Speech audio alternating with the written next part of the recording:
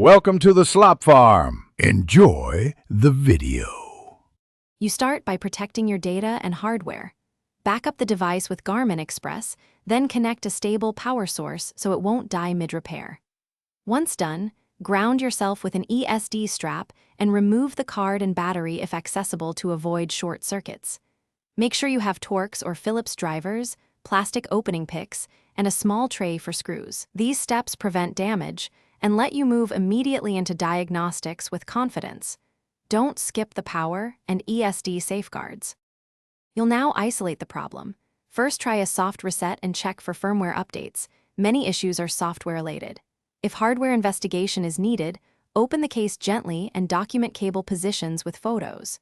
Check ribbon cables and connectors for bent pins or corrosion, and flex connectors to test intermittent contact. Clean contacts with 90% plus isopropyl and a soft brush. If you find cracked solder joints and you know how to solder, reflow them carefully. Otherwise, note the location for professional repair. You're finishing up.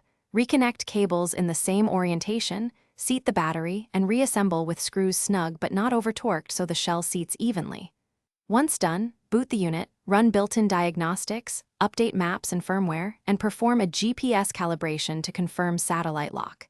If the unit won't boot or loses satellites persistently, try a factory reset and test with a known good battery. If that fails, your key troubleshooting tip is to swap the battery before more invasive repairs or consult a certified. Thanks for watching. Consider subscribing if we helped you today.